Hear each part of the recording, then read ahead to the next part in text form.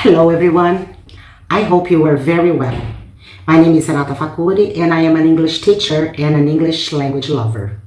Hoje é o nosso segundo encontro e no encontro de hoje eu quero falar um pouco a respeito de como a gente aprende a falar uma língua, seja a nossa língua nativa ou também uma língua secundária, uma segunda língua. A primeira coisa, first, we learn from listening and repeating, imitating. So, when we are little kids, quando somos crianças, como que a gente aprendeu a falar a nossa língua, no caso o português? Nós aprendemos repetindo. Nossa mãe falava, quer água? Água. Papá? Papai? Mamãe? E é de tanto ouvir é que a gente imitava, repetia, e depois você começa a sonorizar sozinho. É assim que a gente aprende a falar. Basicamente, from listening and repeating, speaking, ok? Vamos lá no segundo. We learn to speak when things are meaningful to you, things that make a difference, and it's close to your heart. Nessa fala, eu quero dizer que quando a gente vai aprender uma língua, a gente tem que procurar utilizar de assuntos que são importantes para nós, que são assuntos que fazem parte do nosso dia a dia, dos nossos sonhos, do nosso plano de vida, ou seja, coisas que realmente são close to your heart, próximo ao coração, coisas que trazem significado. Por exemplo, eu sou uma pessoa que estudou ciências e biologia na faculdade, sei todo esse tipo de vocabulário associado a ciências, no caso no inglês. Agora, por que eu ia procurar saber um vocabulário relacionado à física ou à matemática? Não são coisas que estão próximas ao meu dia a dia. Então a gente tem sempre que utilizar de um vocabulário, de assuntos que estejam relacionados ao que nós vivemos, ao que nós gostamos. Porque isso facilita você gravar no dia a dia e criar fluência numa segunda língua. Agora, we learn when we feel and we live an idea. Nessa frase eu quero dizer o seguinte, que dando continuidade no slide anterior, quando é um assunto que nos interessa, ou seja, a gente vive aquela ideia, a gente sente aquela ideia, isso faz com que aprendamos também de uma forma mais consolidada, né? Mais facilitada. Então, disso eu trago uma técnica durante as aulas que nós vamos ter mais pra frente. Quando o assunto é relacionado a coisas do nosso dia a dia, do nosso cotidiano, coisas que você vive todos os dias, vai ser muito mais fácil para você criar fluência em inglês. Por exemplo, quando você chegar de manhã cedo, você acorda, você vai escovar o dente, é uma coisa que você faz todos os dias, mais de uma vez por dia. Então, é chegar no espelho e falar, I am brushing my teeth. I am brushing my teeth. Eu ainda vou ensinar, ainda vamos conversar sobre a rotina em inglês. Aí você vai depois tomar café da manhã. Você está vivendo aquela ideia. I am having my breakfast. I'm having coffee. I'm having pancakes. I'm eating a bread. Então são ideias que você vive ao longo do seu dia, por exemplo. Numa certa noite, quando a gente já puder voltar a sair de casa, você estiver se preparando para ir para uma festa, I'm going to a party, so I need to do my makeup, get ready, put on nice clothes. Então é esse tipo de técnica que eu acredito que também ajuda muito você viver uma língua e também criar fluência. Ok? We learn when we feel and when we live the idea. Essa também é uma dica muito importante. We learn when we don't translate.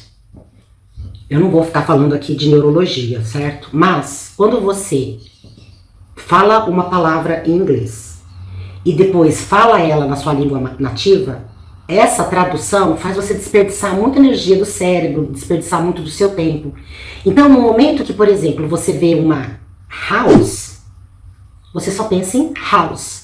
Não tem que pensar no que ela significa, ou a palavra, na verdade, a palavra que a sua língua nativa utiliza para descrever uma house. Se eu te mostrar um smartphone, um cell phone, e isso já é uma coisa bem já mais do nosso cotidiano, o seu cérebro imediatamente sabe do que você está falando. Então não tem necessidade de você querer saber aquela palavra em português. É lógico que no início nós vamos procurar trabalhar mais com palavras concretas. Palavras que você tem uma imagem mais fácil de representar em inglês e que faz o seu cérebro já entendê-la em português sem pensar na tradução. Na verdade, sem pensar na sua língua nativa, no caso no português. E com o tempo nós vamos desenvolvendo conceitos mais abstratos. Então, we learn when we don't translate, we learn better. Né? O aprendizado fica mais eficiente, mais gostoso e também vai te ajudar a criar fluência. We learn when we make mistakes, errors, and practice. Nesses anos todos que eu tenho experiência, né, não só de falar outras línguas, mas também de ensinar outras línguas, uma coisa que eu noto demais é o medo que as pessoas têm de cometer erro. Elas já falam pedindo desculpa. Quando tem a oportunidade de encontrar um nativo da língua inglesa, por exemplo, e ter um bom diálogo, ele já começa pedindo desculpa. Oh, I'm sorry, my English is not so good. Sabe, isso é bobagem, isso só te diminui sua autoconfiança. Então, cometer erros, todo mundo comete, na sua própria língua nativa.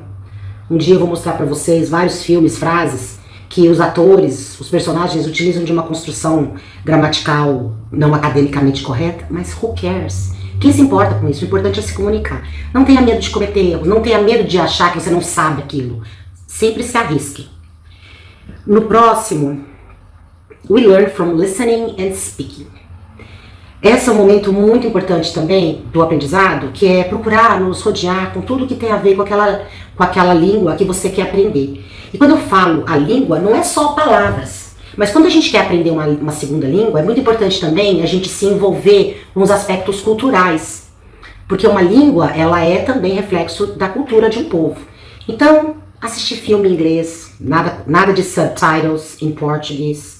Listen in English, and if you need, read in English. Listen to music. Ler sobre a cultura, porque às vezes não, grande parte de uma expressão idiomática, por exemplo, ela vem de uma característica cultural daquela língua. E às vezes você só vai entender o que aquele idioma, aquela expressão significa, quando você tem um embasamento cultural. Porque se você for traduzir ao pé da letra, a palavra não quer dizer nada, né? Por exemplo, vou dar uma aqui, from the top of my mind. Hold your horses. Hold your horses significa aguenta as pontas, calma, né? Pra que tanta pressa? Um pouco de paciência. Mas se eu traduzir literalmente, hold your horses, segura seu cavalo. Então isso não tem nada a ver com a expressão. E isso vem porque é uma cultura de... Não só os Estados Unidos, a Inglaterra também, a cultura de criação de cavalos, né? Toda aquela aquela cultura de cowboy americano. Então eles têm muita coisa, envolvimento muito forte com criação de cavalos. Na língua inglesa existem assim, dezenas de expressões que eles usam a palavra horse. Eles adoram. Então isso também vem da cultura. É muito legal. Tem muita coisa interessante. Mas quando você tem um embasamento cultural, facilita o entendimento, né? Então, we learn from listening and speaking. Ouvir música, ou assistir filme, colocar o subtitle in English, envolva-se com aquela língua. Abra um livro, nem que seja de gibi, existe até a Mônica e o Cebolinha em inglês. Gibi, pra você ter uma ideia, comics, a comic book. E mesmo que você não esteja entendendo palavra por palavra, não se importe, o importante é o sentido. Porque quando você quer entender palavra por palavra, você está fazendo o seu cérebro traduzir, o que contraria o slide que a gente viu há pouco, né? We should not translate it. Esse também é uma continuação do que eu acabei de falar, né? Open your ears, listen up, listen again. Então, eu adoro praticar uma técnica que é assim, pega um filme que você adora, você já conhece muito bem a história. E aí você assiste 15 minutos daquele filme em inglês. Terminou, volta, assiste de novo. Terminou, volta, assiste de novo. Se você ainda precisa da ajuda de um subtitle, você vai colocar o subtitle in English.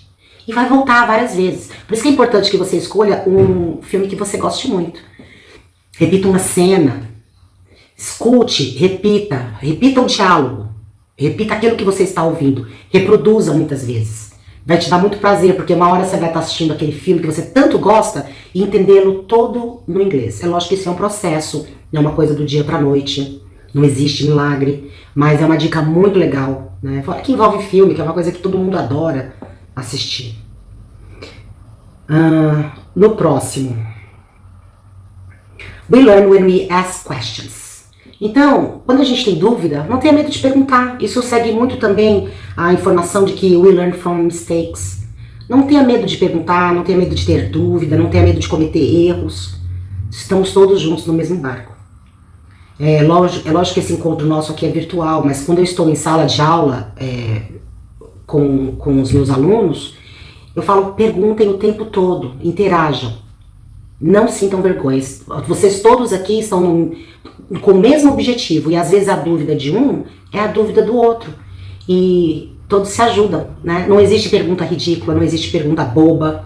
Todas as perguntas são muito válidas. E aqui no caso, ao longo dos nossos próximos encontros, vocês têm o comment, né? E no caso a gente pode utilizar para fazer perguntas, ok? And we learn when we think in English. Basic thoughts every day. Esse então é meu último slide dessa conversa. We learn when we think in English. Think.